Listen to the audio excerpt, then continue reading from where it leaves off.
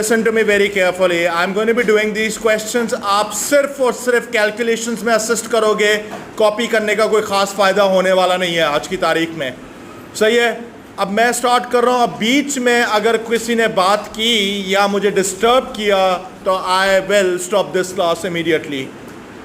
Listen to me very carefully. मुझे ये कह रहा है, okay guys, I need your attention. A student sets up the circuit shown in figure 11.1.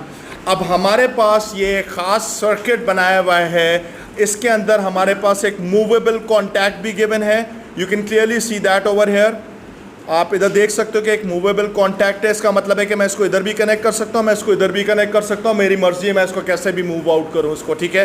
You can clearly see that we have an 18 volt source over here, we have a resistance R और यहाँ पर एक filament lamp लगा हुआ है। Is that clear? अब मुझे कहता है कि R is a fixed resistor in the circuit. We can see that R is a fixed resistor. The filament lamp is marked 12 volt and whatever. इसने फिलामेंट लैम्प के स्पेक्स दिए हुए हैं, यानी इसने कहा है कि जो इसकी जो रेटिंग आ रही है वो आ रही है 12 वोल्ट 0.25 एम्पियर। यानी इसका कहने का मतलब है कि अगर इसके ऊपर 12 वोल्ट्स होंगे तो इसमें से करंट पास होगा 0.25 एम्पियर का। Is that clear? ये सिर्फ रेटिंग है इसकी। Is that clear? अच्छा, मुझे बोलता है the circuit is used to produce a current voltage graph for the filament lamp. Okay, The ammeter and the voltmeter needed are not shown. इसने ammeter और voltmeter इसने show नहीं किए इधर। ठीक है, एक मिनट रुक जाओ। This pen is not working properly, so I'm going to be using a different pen.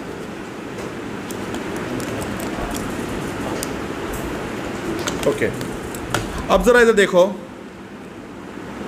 अब मुझे कह रहा है the circuit is used to produce a current voltage graph for the filament lamp. The ammeter and the voltmeter needed are not shown. To obtain different readings the student changes the position of the movable contact. On figure draw symbols for an ammeter and voltmeter in the correct position. मुझे इसने क्या बोला था? The circuit is used to produce a current voltage graph for the filament lamp. मुझे तो filament lamp का पूछा हुआ है, तो मुझे करंट भी किसका चाहिए? फिलामेंट लैम्प का चाहिए। वोल्टेज भी किसका चाहिए? फिलामेंट लैम्प का चाहिए। तो सीधी सी बात है, आप इधर एमीटर लगा सकते हो ताकि मैं इसका लैम्प का करंट मेजर कर सकूं, लेकिन मुझे पता है कि अगर मुझे इसमें वोल्ट मीटर भी लगाना पड़ेगा तो वोल्ट मीटर अक्रॉस लगेगा किसके? फिलामेंट लैम्प के। तो मेरी मर्जी है, या तो मैं वोल्ट मीटर को उठाकर इस तरीके से भी लगा सकता हूं इधर, या मैं एक काम करूं कि वोल्ट मीटर को उठाकर इधर लगा दूं। बात तो एक ही है, अक्रॉस लगा हुआ है, पैरेलल में लगा हुआ है, काम हो जाएगा। Is this clear? ये सवाल आ चुका है तो मैं करा रहा हूं। समझ गए? याद है बात? क्लियर है? Ammeter is always connected in series and voltmeter is always connected in parallel. ये तो हो गया हमारे पास कनेक्शन। अब इसके बाद मुझे बोलता है, ये तो हमने कर लिया, बोलते हैं draw the symbols for an ammeter in the voltmeter in the correct position. 3 mark का सिर्फ ये सवाल था। Explain why it is sensible to include the resistor R in this circuit. Why is it so sensible to include a resistor R over here? अच्छा, मेरी बात सुनो, listen. Sensible क्यों है, पहले ज़रा इसको समझने की कोशिश करते हैं कि सर्किट काम किस तरीके से करता है। ठीक है, सपोज करो कि मेरे पास एक सर्किट बनाते हैं। इसको ज़रा समझ लो, ये बहुत इंपॉर्टेंट सवाल है, अच्छा खासा इंपॉर्टेंट सवाल है। 50 ओम की ये रेजिस्टेंस है और मेरे पास इधर 18 वोल्ट्स की सप्लाई लगी हुई है। ठीक है, ये मेरे पास लगी हुई है।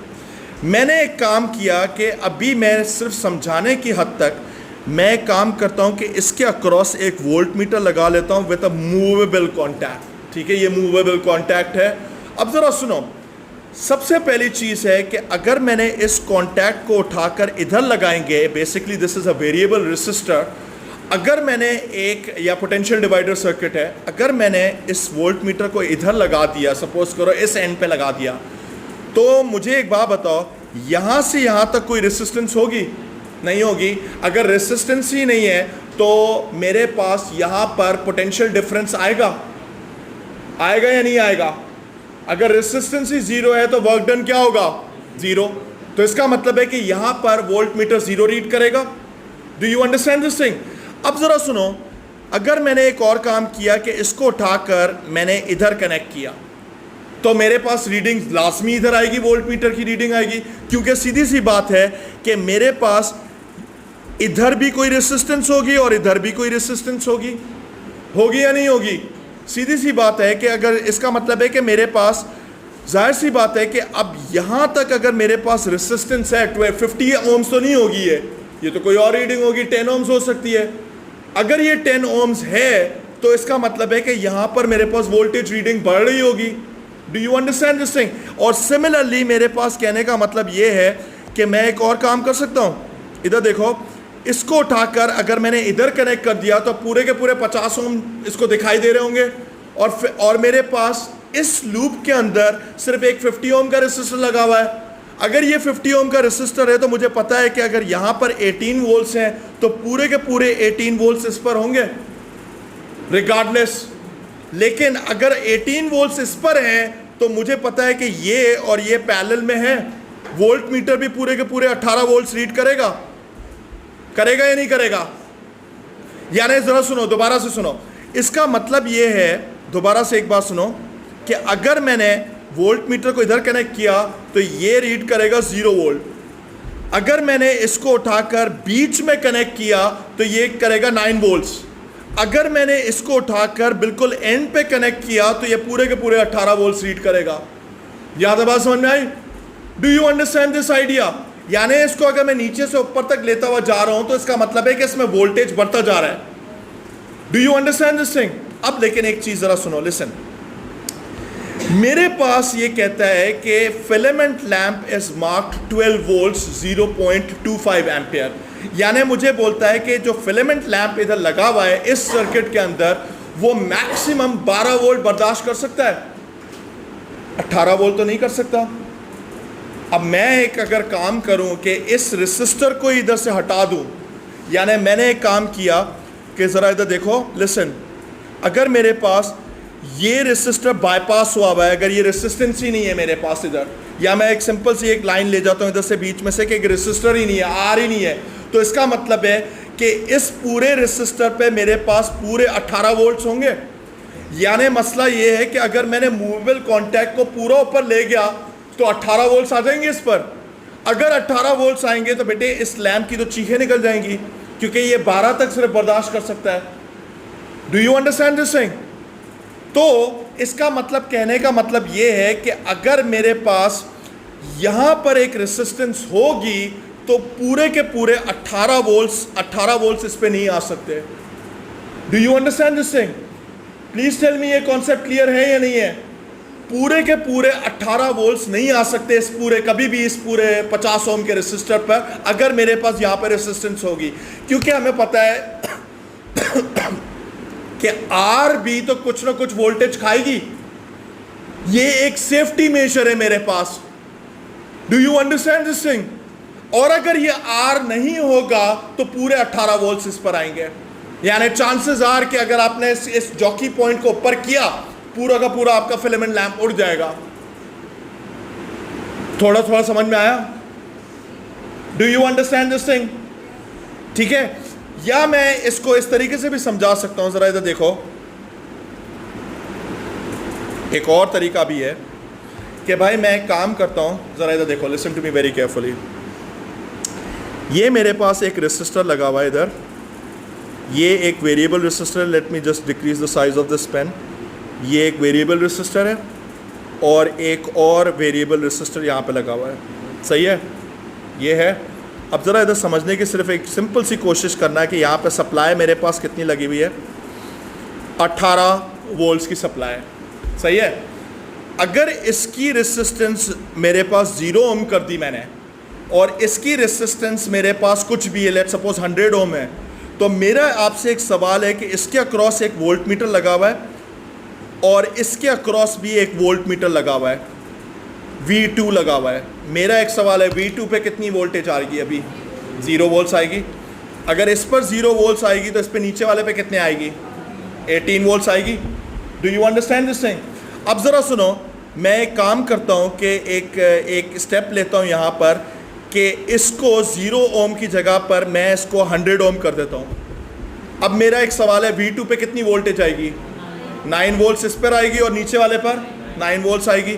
Do you understand this thing? तो आप एक देख सकते हो कि this resistor has a significant impact on the maximum voltage on the bottom resistor. Can you see that? तो similar logic के साथ अगर मैं इस सर्किट पे भी बात करूं, तो ये जो मेरे पास रेसिस्टर लगा हुआ है इधर, एक काम मैं कर रहा हूं, इसको दोबारा से रीड्रॉ कर लेते हैं। यहाँ पे वोल्ट मीटर है और यहाँ पे मेरे पास एमीटर लगा हुआ है। अब ये जो R है ये एक सेफ्टी नेट है, क्योंकि मेरे पास ये जो फिलामेंट लैंप लगा हुआ था इसके अंदर सिर्फ मैक्सिमम अलाउड वोल्टेज कितना है? 12 वोल्ट्स है। अगर मैंने 12 वोल्ट से एक्सीड किया तो बेटे इस फिलामेंट लैंप में से तो चीखें निकल जाएंगी। Do you understand this idea? तो R क्या करेगा कि R will prevent the full 18 volts to be shown across the 50 ohm resistor. Please tell me, ये बात समझ में आई या नहीं आई? ये बेटे पास पेपर का सवाल है, मैंने तो नहीं करा है। समझ गए? मैंने तो नहीं बनाया ये सवाल। अब इसके अंदर इसका आंसर क्या होगा? Explain why it is sensible to include resistor R in this circuit. मैं बताता हूं।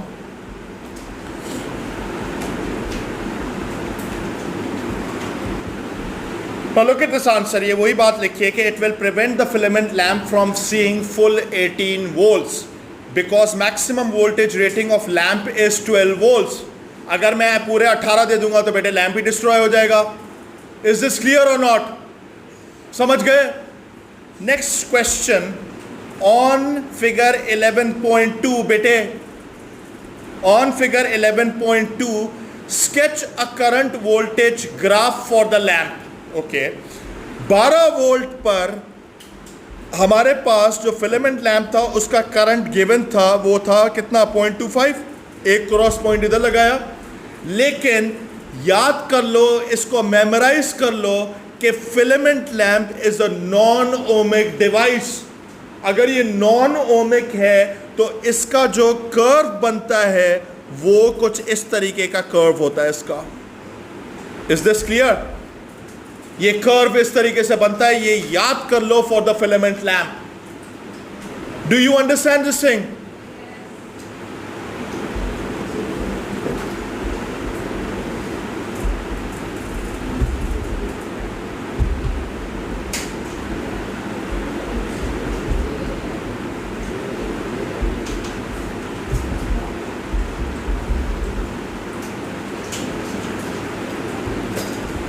मेरा आप लोगों से एक सिंपल सा सवाल है। ये तो चलो मैंने कर्व तो बना दिया इस तरह। मैं अगर आपसे पूछूं कि फिलामेंट लैंप की रेसिस्टेंस क्या हो रही है, बढ़ रही है या कम हो रही है? क्यों बढ़ रही है? क्योंकि V की तरफ ये घूम रहा है ग्राफ।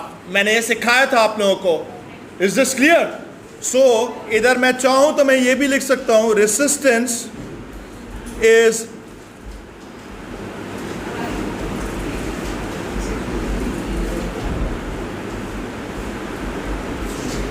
ठीक है। Is this clear?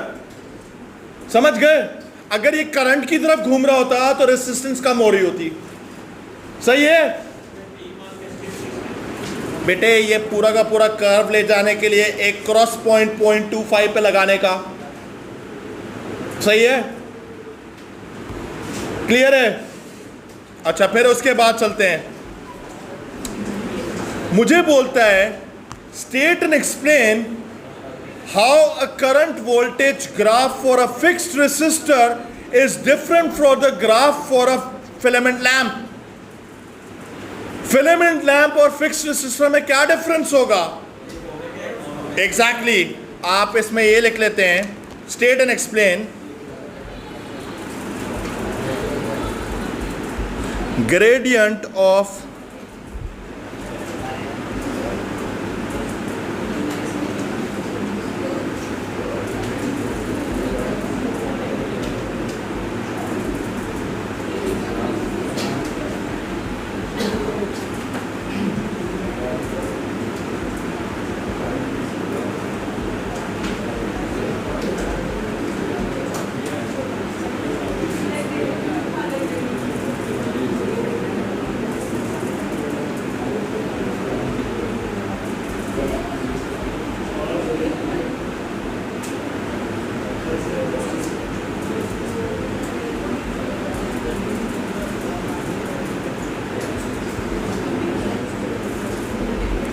ये लिख लो,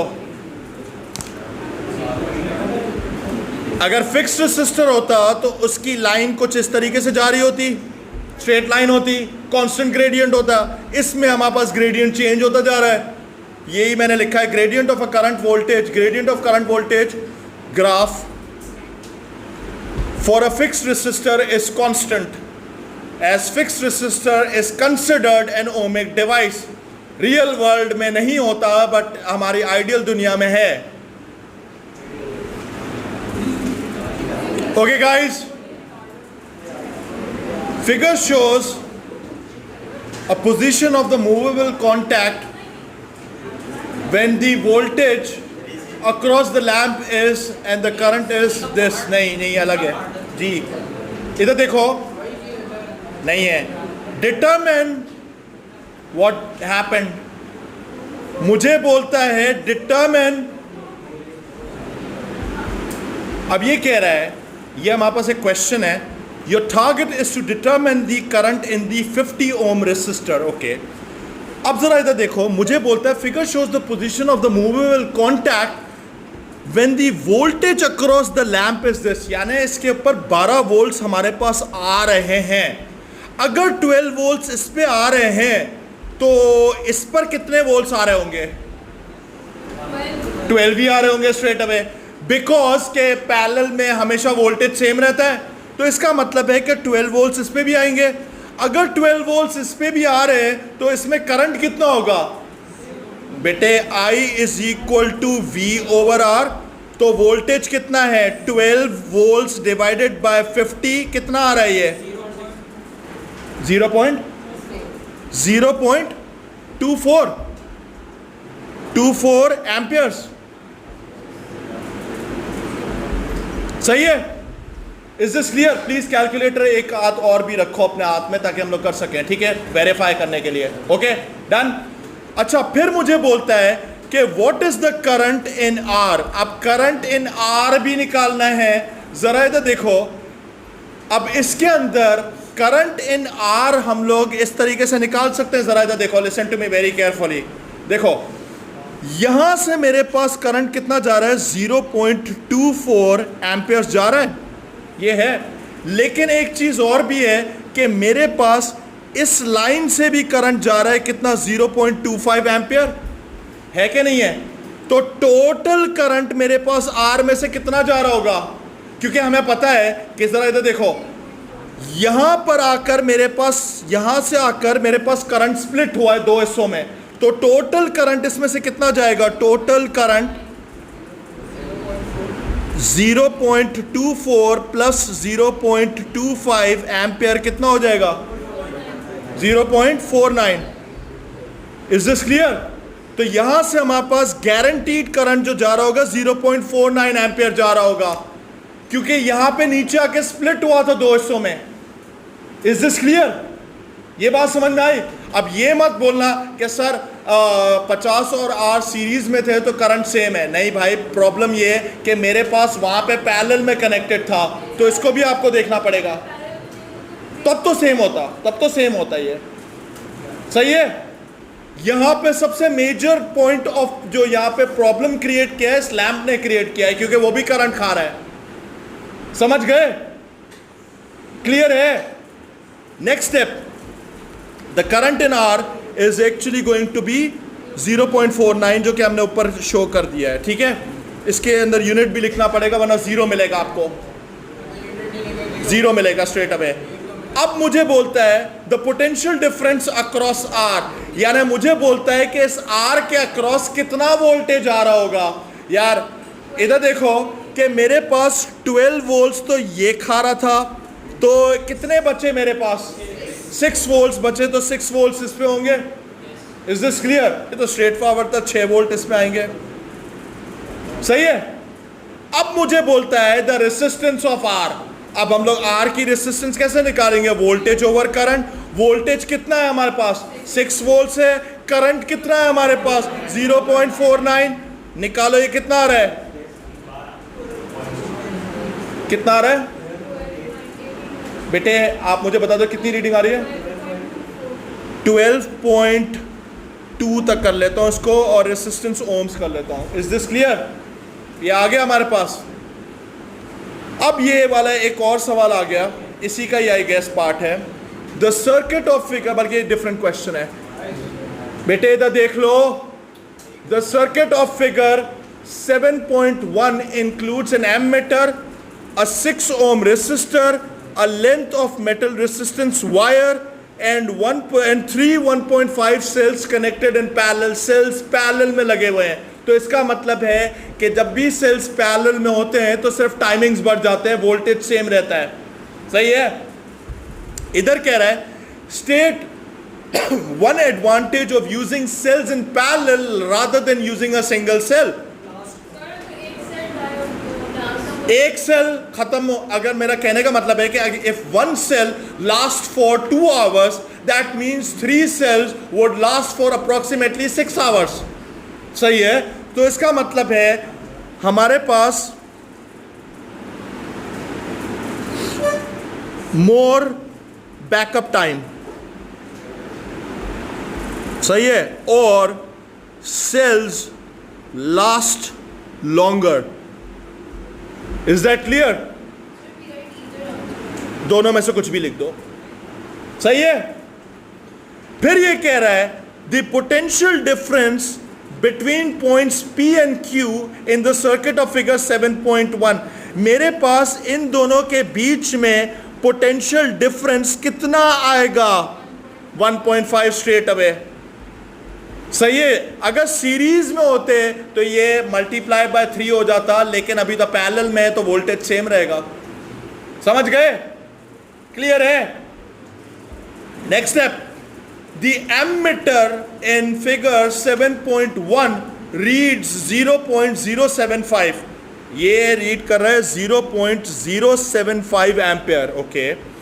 फिर मुझे बोलता है कि calculate the resistance of the resistance wire. अब जरा सुनो, सबसे पहली चीज है मुझे इसकी रेसिस्टेंस निकालनी है. This is my target. तो सबसे पहले तो मुझे इसके अक्रॉस वोल्टेज निकालना पड़ेगा. करंट तो मुझे पता है कि 0.075 फ्लो कर रहा होगा इसमें से. मैं एक काम कर सकता हूं. सबसे पहला काम, यही करंट मेरे पास इसमें से भी जा रहा होगा और इसमें से भी जा रहा होगा. ऐसा ही है?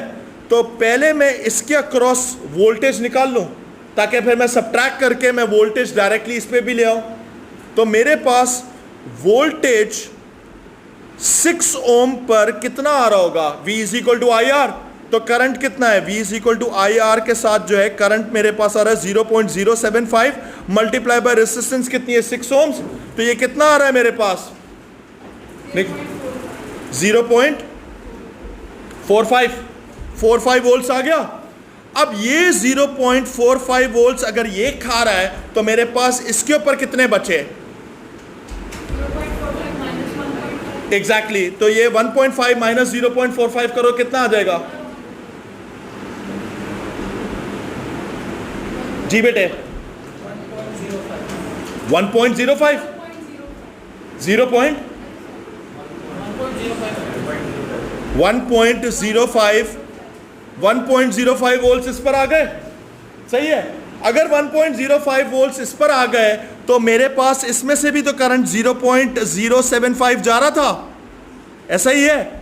अगर दोनों चीजें हैं मेरे पास तो इसकी रेसिस्टेंस निकाल सकते हैं. तो इसकी रेसिस्टेंस आएगी, resistance would be equal to R is equal to V over I. यानी ये हो जाएगा 1.05 वोल्ट्स डिवाइडेड बाय 0.075 एम्पियर्स. कितनी आ रही है रेसिस्टेंस इसकी? कितनी आ रही है? 14 ओम्स. सही है? ठीक है, ये भी हो गया हमारे पास. तो इसकी रेसिस्टेंस आ रही है 14 ओम्स. लेकिन ये याद रखना कि ये वर्किंग आपको इधर ही लिखनी पड़ेगी. एक minute. This working needs to be written over here clearly. आपको ये वर्किंग इधर शो करनी पड़ेगी. Is this clear? समझ गए? लास्ट क्वेश्चन इसका आ रहा है, the temperature of the metal resistance wire increases. मुझे बोलता है, फिर मुझे कहता है the temperature of the metal resistance wire increases. Okay, state and explain the effect of this temperature increase on the ammeter reading. अच्छा, अब एक चीज है जो कि मैं चाहता हूं आप लिख लो अपने पास, ये कहीं ना कहीं एक स्टेटमेंट लिखो जो कि मैं इधर लिखवा रहा हूं स्टेटमेंट, ठीक है। This statement is important.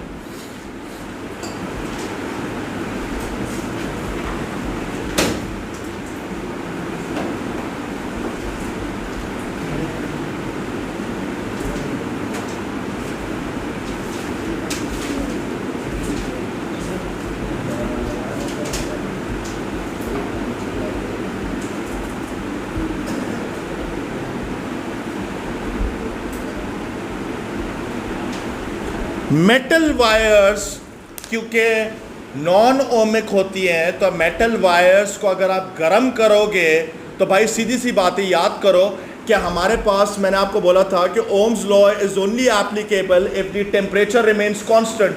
अगर मेरे पास सीधी सी बात है टेम्परेचर ही चेंज कर दूंगा, मैं मेटल वायर्स को गर्म करूंगा तो उसकी रेसिस्टेंस चेंज होगी। नॉर्मली जो आपकी मेटेलिक वायर्स होती हैं, अगर आप इनका टेम्परेचर बढ़ाओगे तो इनकी रेसिस्टेंस लाजमी इंक्रीज होगी, जाहिर सी बात है। अब जरा इधर देखते हैं। सबसे पहली चीज है, अब इसमें बात करते हैं इसने क्या किया। इसी सर्किट को मैं थोड़ा सा क्लीन अप कर रहा हूं, इधर देख लो, इसको मैं थोड़ा सा क्लीन कर रहा हूं।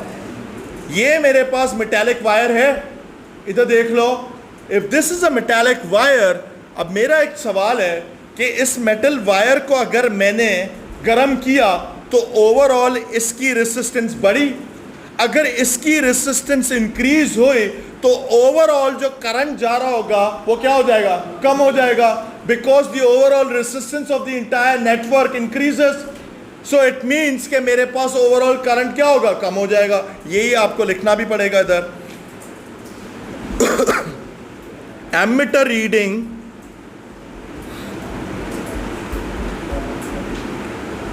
decreases because resistance of metal wire increases with temperature.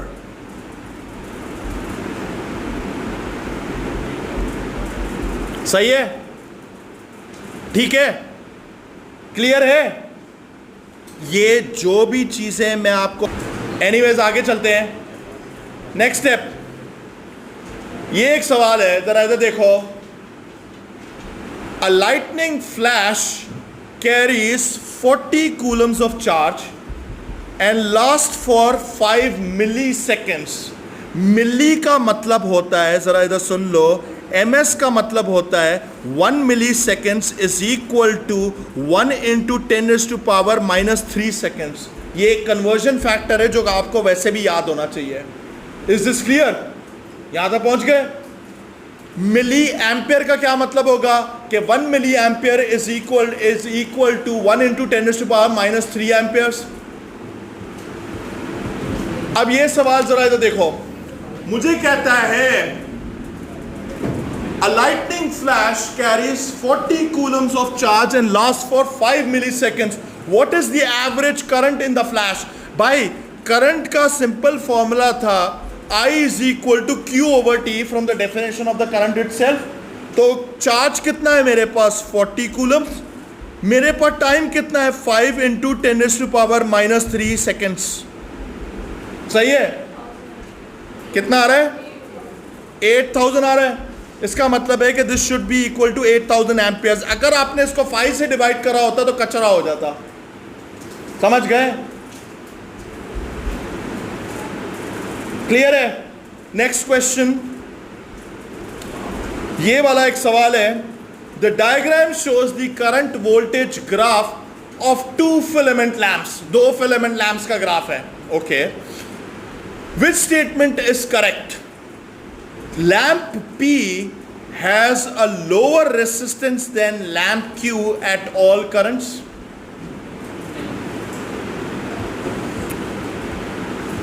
जरा इधर देखो, मैं इस चीज को रिकॉर्ड भी कर रहा हूं, इस आंसर को। सबसे पहली चीज है, ओ माय गॉड, ये डिस्कनेक्ट हो गया, एक मिनट रुक जाओ।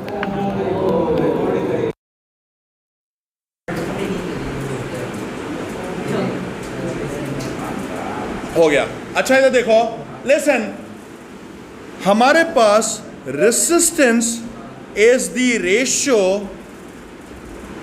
Ratio of voltage to current. अब इसमें एक चीज देखो कि एक चीज सॉलिड नजर आ रही है कि यहां से लेकर यहां तक जो है मेरे पास रेशियो एग्जैक्टली सेम है, उसके बाद मेरे पास रेशियो चेंज हो रहे हैं, सही है। तो इसका मतलब है lamp P has the same resistance as lamp Q at low currents. Is this clear जी?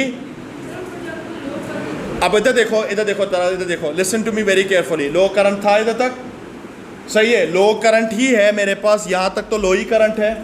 अब जरा इधर से एक और चीज देखो, सपोज करो कि मैं बात करता हूं, जो लोग कह रहे हैं कि C होना चाहिए, ओके, C हाई करंट्स पर, जरा इधर देखो,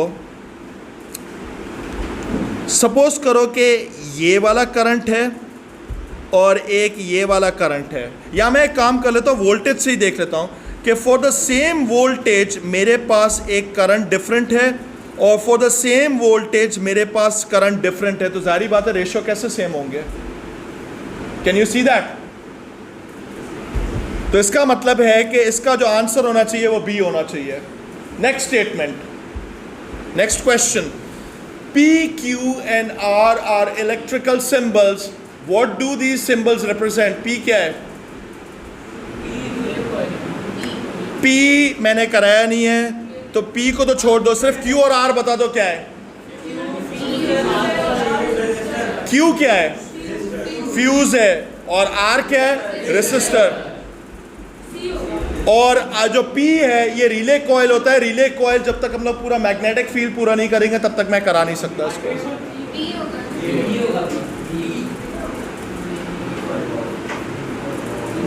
इसका आंसर होगा B, सही है। Next, a lamp designed to work at 1.5 volt is connected to a cell of electromotive force 1.5 volts. The lamp lights at normal brightness. Okay. The lamp is now connected to 4 similar cells, each of EMF 1.5 arranged in parallel. Okay. इसने 4 similar cells के साथ connect किया है. What is the effect of connecting the extra cells in this way? C. Because the voltage still remains the same, it's only the timing या backup time increases. सही है? ये भी हो गया। Next, what changes both causes a decrease in the resistance of the copper wire?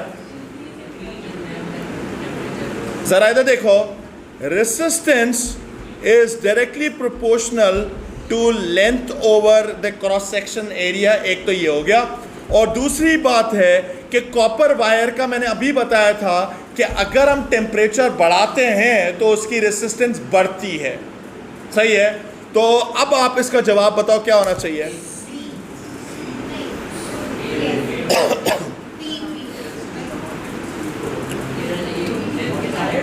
Decrease in the resistance of the copper wire.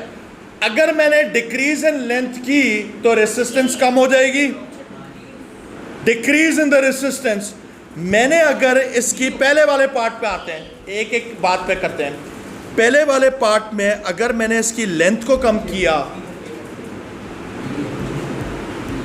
इधर देखो, since we have decrease the length of the, पहले part पे आ रहे हैं, decrease in length would obviously cause a decrease in the resistance.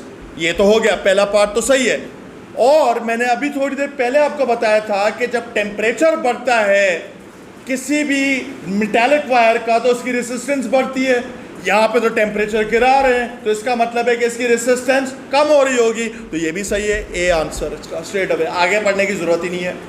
Next, ये तो वही सेम आ गया, ये वाला।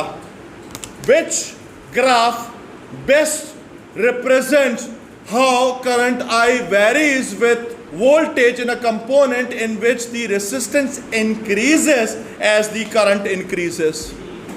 बेटे इधर मेरी बात सुनो, ए और डी में तो हमारे पास स्ट्रेट लाइन है, सही है, उसको तो छोड़ ही दो, वो तो गए। अब बी और सी में मेजर कंफ्यूजन है, इसने मुझे बोला है which graph best represents how current I varies with voltage in the component in which resistance increases as the current increases. भाई करंट इंक्रीज के लिए मेरे पास ग्राफ किस तरफ घूमना चाहिए, बी की तरफ, तो B should be the right answer, straight away B answer होगा इसका, सही है, स्ट्रेट अवे क्या था इसमें।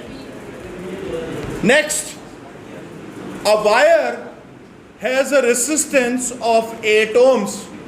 A second wire made of the same material has half the length and twice the cross section area. What is the resistance of the second wire? मैं करवाऊं? सुनो, same material है, हाफ द लेंथ। मेरे पास एक resistance है जिसकी resistance 8 ओम है। अगर मैंने आधी लेंथ की तो इसकी रेसिस्टेंस कितनी हो जाएगी, 4, यहां तक पहुंच गए। फिर twice the cross section area का मतलब है कि रेसिस्टेंस और आधी होगी, तो फाइनल आंसर कितना होगा, 2। दोबारा सुनो, मैंने आपके सामने रखा हुआ है, please listen. Resistance is directly proportional to length and inversely proportional to the cross section area. By parts चलते हैं। पहले केस में इसने क्या किया, आधी लेंथ की। अगर आधी लेंथ की तो रेसिस्टेंस भी आधी हो गई, यानी मेरे पास इस पॉइंट पर आकर 4 ohms बची। फिर मुझे बोलता है and twice the cross section area. अगर मैंने क्रॉस सेक्शन एरिया बढ़ा दिया तो रेसिस्टेंस और आधी हो गई, सिंस डबल किया तो रेसिस्टेंस और आधी हो गई, तो 4 डिवाइडेड बाय 2 कितना होता है, 2 होता है। तो 2 ohm is the final answer, simple, सही है, हो गया ये वाला भी। ये वाला करो, an electrical quantity is defined as the energy converted by a source and driving a unit charge around a complete circuit, which, what is this quantity?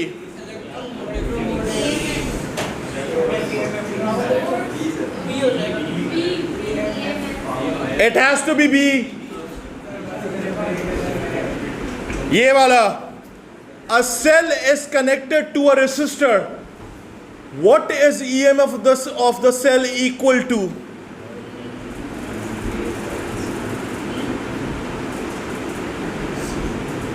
कौन सा होगा, सी होगा। ये तो डेफिनेशन करवाई थी मैंने, सही है, ये भी हो गया, खत्म हो गया सवाल। ये मेरे पास एक क्वेश्चन है, the diagram shows a simple electrical circuit, which statement can not be correct, which can not be correct. अच्छा, the current I is 2 amperes, this is correct.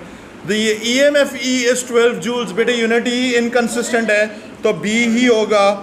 The PD across 10 volts, the resistance RS, ये सारे unit सही है, सिर्फ एक का unit का घपला है, सही है, ठीक है। नेक्स्ट स्टेटमेंट, नेक्स्ट क्वेश्चन ये आ रहा है, the battery of electromotive force 10 volt is connected to a resistor, a charge of 2 coulomb passes through a resistor, we can see that. How much work is done as the charge passes through the resistor? अच्छा, सबसे पहली चीज़ है कि भाई हमारे पास EMF का मैंने बहुत पहले एक फॉर्मूला लिखवाया था, which was actually work done over charge था। तो work done is equal to V EMF multiplied by charge कर सकते हैं। तो मेरे पास V EMF कितना है, 10 multiplied by 2 coulombs passes through the resistor, तो 20 joules should be the answer. Is this clear? ये भी हो गया। Next हमारे पास आ रहा है, 3 identical resistors are joined in series to a cell. Okay, identical resistor है, सही है। The voltmeter reads, अच्छा voltmeter Q reads 8 volts, सही है, 8 वोल्ट रीड कर रहा है। What is the reading on voltmeter P and what is the EMF of the cell? अच्छा, सबसे पहली चीज़ है, इसके अंदर तीनों रेसिस्टेंस बराबर हैं, यानी ये भी R है, ये भी R है, ये भी R है, सही है। जब 2R था तो ये 8 वोल्ट्स है, तो जब ये R होगा तो कितने वोल्ट्स होंगे? 4 वोल्ट्स होंगे। तो रीडिंग का मतलब टोटल कितनी होगी? 12, यानी 4 और 12 बी आंसर होगा इसका, सही है। Is this clear? ठीक है, ये भी हो गया। Next, a 6 volt battery, 3 resistors and the voltmeters are connected in the circuit shown. We can see this circuit. देख लो इसको अच्छे तरीके से। मुझे बोलता है the reading on voltmeter 1 is 2 volts. Okay, इधर हमारे पास आ रहे हैं 2 volts. Okay, what is the reading on voltmeter 2 and what is the reading on voltmeter 3?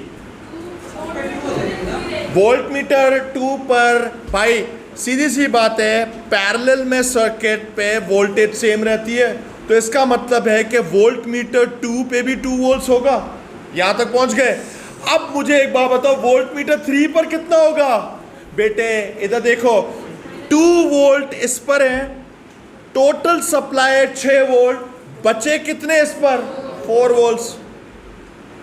तो वोल्ट मीटर 3 शुड बी 4 और 2 and 4 A should be the answer. क्या?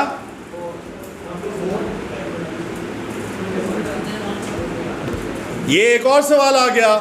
The circuit shown is switch on for 1 minute. 1 minute का मतलब है 60 seconds. How much charge passes through the 3 ohm resistor? Your target is to find the number of charge passing through the 3 ohm resistor. कैसे करेंगे? Exactly, पहले आप current निकाल लो। तो कैसे निकलेगा current? I is equal to V over R।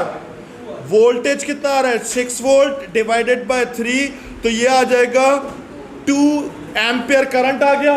और I is equal to Q over T होता है, टाइम कितना है? 60 सेकेंड्स।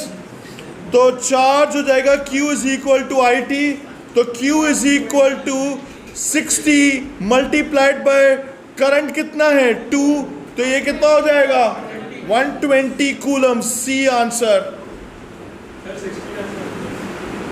60 बेटे, ये रहा 1 मिनट था, सही है, करेक्ट। नेक्स्ट,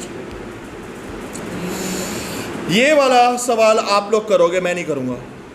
इधर देखो, इस वाले सवाल में इसने मुझे बोला है कि R का मुझे वोल्टेज भी निकालना है और करंट भी निकालना है।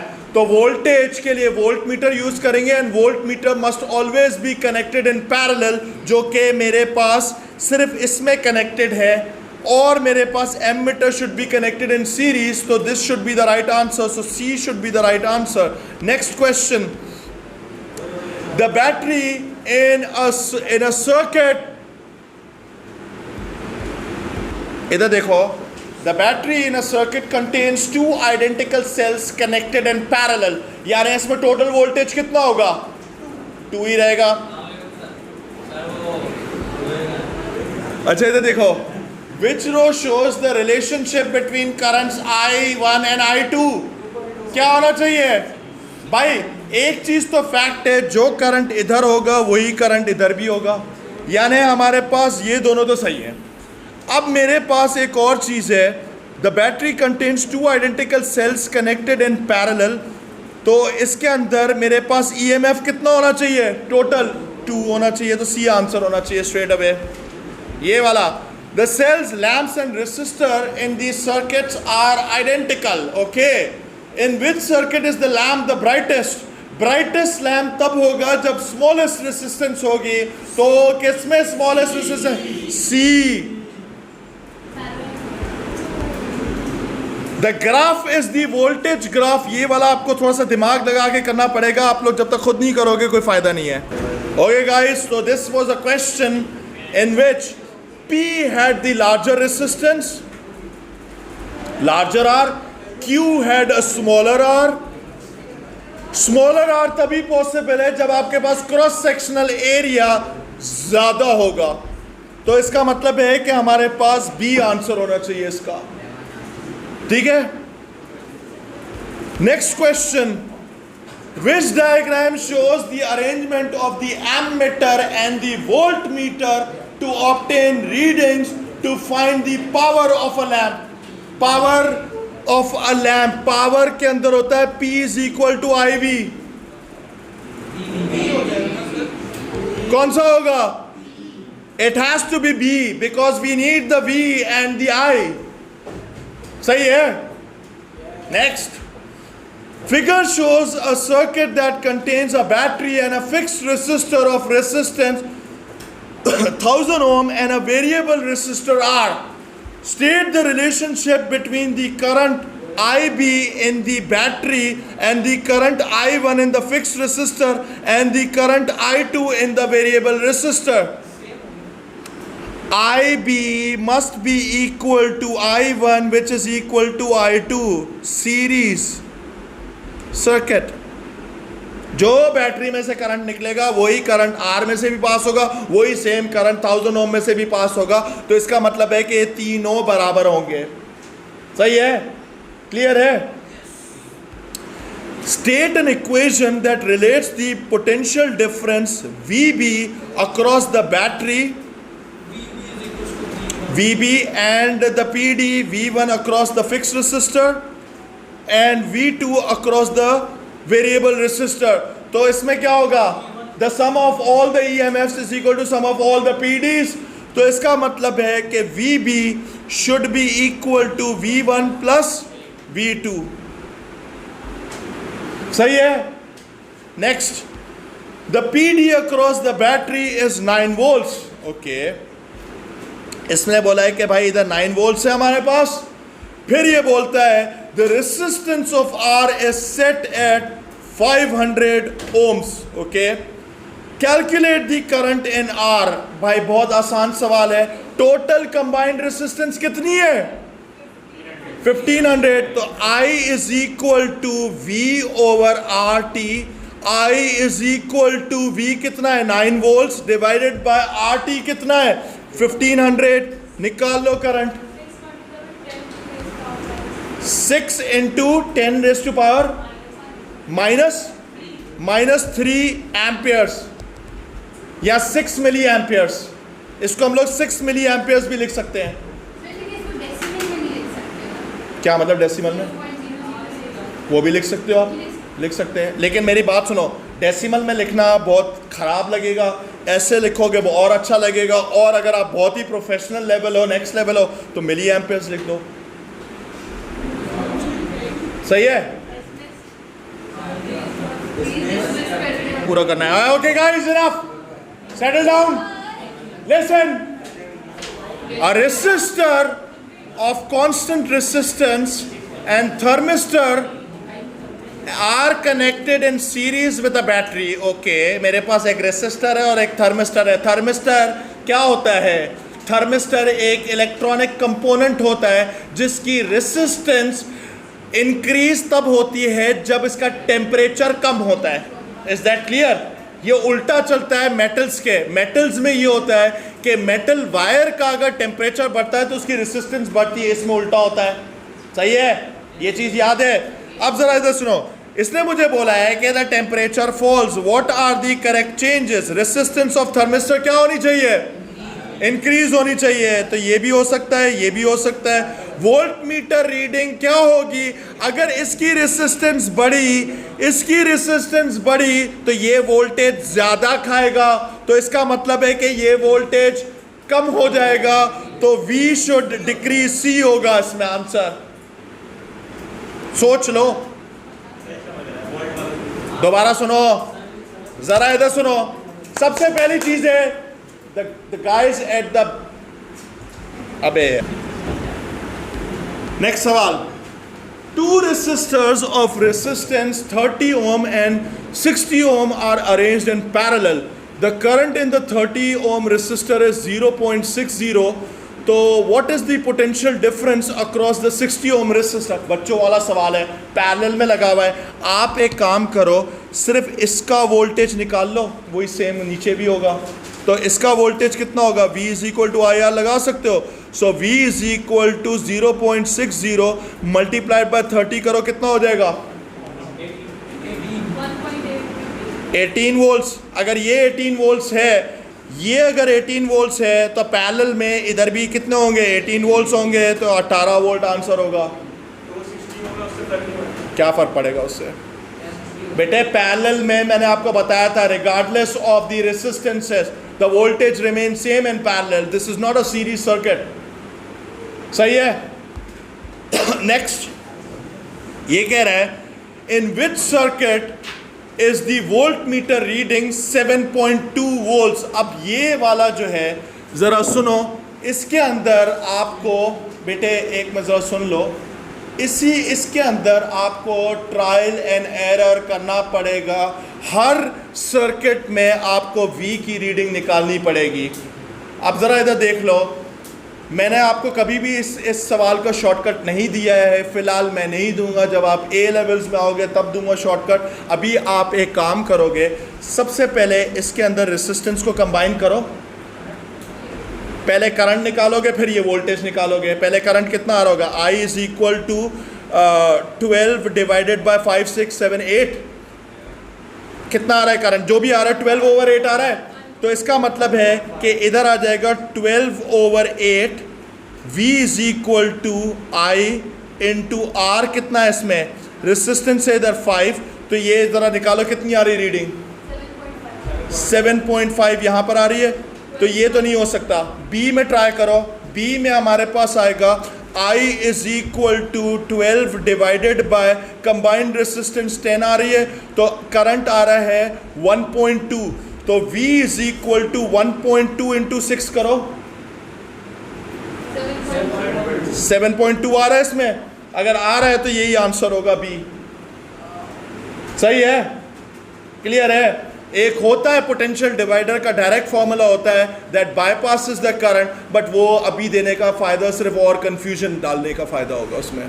Next, a charge of 7.5 coulomb flows through a resistor in 5 seconds. यानी यहाँ पे टाइम गिवन है, T गिवन है और चार्ज गिवन है। ऐसा ही है। A student has ammeters with different ranges that he can use to measure the current in the resistor. Which ammeter range is the most appropriate? So first of all, let's find the current. I is equal to 7.5 divided by 5 होगा। कितना आ रहा है current? कितना current? बेटे क्या आप निकाल रहे हो? 1.5 एम्पियर्स। तो 1.5 एम्पियर्स के लिए बेस्ट हमारे पास कौन सा होगा? B should be the best. अगर आपने A सेलेक्ट किया तो मैक्स आउट हो जाएगा, 1 एम्पियर से ऊपर जाएगा नहीं। यही हमारे पास है जिसमें हमारे पास डिफ्लेक्शन भी अच्छी खासी आ रही होगी। सही है? Next, the diagram shows a circuit. Which circuit diagram shows the circuit? Cells किस में लगे हुए हैं? पैरेलल या सीरीज में? सीरीज में लगे हुए हैं। तो सेल्स मेरे पास बैक टू बैक लगे हुए हैं, तो ये वाला भी सही हो, यही एक सही, ये भी सही हो सकता है। यहां तक तो पहुंच गए। उसके बाद मेरे पास लैंप किस में कनेक्टेड है? पैरेलल में कनेक्टेड है, वो सिर्फ इसमें नजर आ रहा है, तो ए आंसर होगा। सही है? Next question, a power supply of 18 volts is connected to 3 resistors as shown. Okay, what is the potential difference across the 2 ohm resistor? सबसे पहले तो आप टोटल करंट निकालोगे इस सर्किट के अंदर। इसका मतलब है कि टोटल रेसिस्टेंस निकालनी पड़ेगी। अब जरा इधर सुनो, टोटल RT वुड बी, इन दोनों की कितनी होगी रेसिस्टेंस? 4, क्योंकि हमारे पास 8 और 8 है तो आधा हो जाएगा। तो 4 + 2 कितनी हो गई? 6। यानी टोटल कंबाइंड रेसिस्टेंस इज 6 ओम। अगर टोटल कंबाइंड रेसिस्टेंस आ गई तो इसका मतलब है कि मेरे पास करंट आएगा IT should be equal to 18 divided by RT, या which is actually equal to 6। तो ये कितना हो जाएगा? IT is equal to 3 amperes. 3 ampere का करंट गारंटीड इसमें से जा रहा होगा, तो इसका मतलब है कि V is equal to 3 multiplied by 2 6 volt. सही है। Next, 4 resistors of unequal resistances are connected, unequal resistances, be careful, are connected to a power supply as shown. The currents in the 4 resistors are I2 whatever. Which equation is correct? I1 is equal to I2 minus I3. नहीं भाई, I1 should have been equal to I2 plus I3. दूसरा बोलता है I2 is equal to I1, नहीं भाई, D देखो जरा, I4 is equal to I2 plus I3. yes, जो करंट इधर होगा वही करंट इसमें ऐड अप होके ये बन जाएगा। Next, the diagram shows a circuit that has 2 resistors in series with a 12 ohm resistor. What is the current in the circuit? I is equal to 12 divided by combined resistance 5. कितना आ रहा है? 2.4. 4 minute रह गए। Okay, I think that is it for today.